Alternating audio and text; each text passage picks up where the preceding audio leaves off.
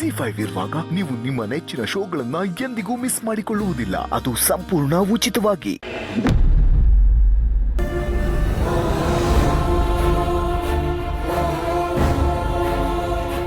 ಪಾರು, ನಿನ್ನ ಫೋನ್ ಎಲ್ಲಿದೆ? ಇಲ್ಲ ಎಲ್ಲೋ ಇರಬೇಕು ಯಜಮಾನ್ರೆ. ನಾನು ನಿನ್ನ ಫೋನ್ ಮಾಡಿದೆ ಗೊತ್ತಾ? ಮತ್ತೆ ಯಾಕೆ ವಾಪಸ್ ಫೋನ್ ಮಾಡಿಲ್ಲ? ಕ್ಷಮಿಸಿ ಯಜಮಾನ್ರೆ. ಯಾಕೆ ಪಾರು, ಒಂಥರ ಇದೆಯಾ?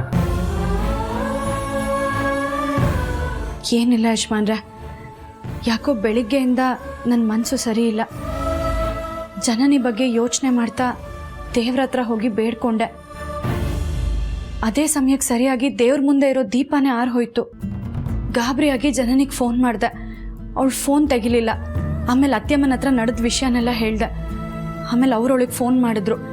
ಅವಳು ಆಫೀಸಿಗೆ ಹೋಗ್ತಿದ್ದಾಳೆ ಅಂತ ಹೇಳಿದ್ಮೇಲೆ ನನಗೆ ಸಮಾಧಾನ ಆಗಿತ್ತು.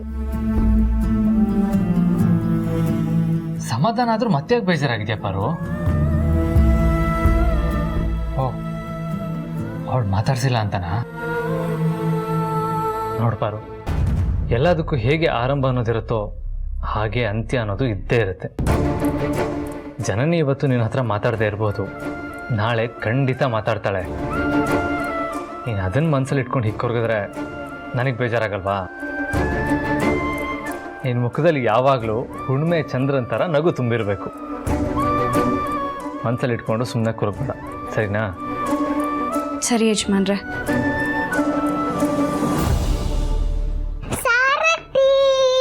ಕಂದ, ಆಯ್ತಾ ಸ್ಕೂಲು? ಆಯ್ತು. ಇವತ್ತೆಲ್ಲ ನಮ್ಗೆ ಗೇಮ್ಸ್ ಹಾಕ್ಸಿದ್ದು ಸಾರಥಿ.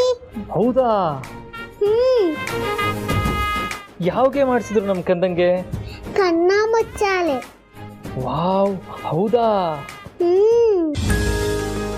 ಎಷ್ಟು ಚೆನ್ನಾಗಿತ್ತು ಗೊತ್ತಾ? ನಾವು ಆಟೋಡೋಣ. ನಾವಾ? ಪಾರು, ನೀನು ಬಾ, ಎಲ್ರು ಆಟೋದೋಣ. ಬಂಗಾರಿ, ಇನ್ನೊಂದ್ಸಲ ಆಡಿದ್ರಾಯ್ತು ಕಂದ. ಬೇಡ, ಈಗಲೇ ಆಡ್ಬೇಕು. ಪಾರು, ಪಾಪ ಮಗು ಅಷ್ಟೊಂದು ಕೇಳ್ಕೊತಾ ಇದೆ, ಆಡೋಣ. ಹ್ಞೂ ಅನ್ನು. ಸರಿ ಬಂಗಾರಿ. ನಾವೆಲ್ಲರೂ ಒಟ್ಟಿಗೆ ಆಟ ಆಡ್ತೀವಿ. ಹಾ, ಆದ್ರೆ ಇಲ್ಲ ಆಟಾಡೋದು ಬೇಡ. ಅತ್ತೆಮ್ಮ ರೂಮಲ್ಲಿ ವಿಶ್ರಾಂತಿ ತಗೋತಾ ಇದಾರೆ. ನಾವು ಗಲಾಟೆ ಮಾಡಿದ್ರೆ ಅವ್ರಿಗೆ ತೊಂದರೆ ಆಗುತ್ತೆ.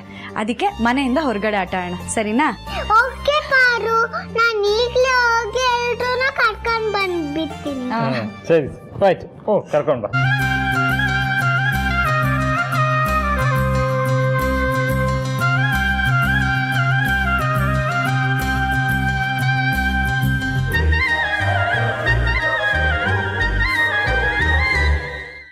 ZEE5 ಆಪ್ ಡೌನ್ಲೋಡ್ ಮಾಡಿ ಎಲ್ಲಾ ಸಂಚಿಕೆಗಳನ್ನು ಸಂಪೂರ್ಣ ಉಚಿತವಾಗಿ ನೋಡಿ.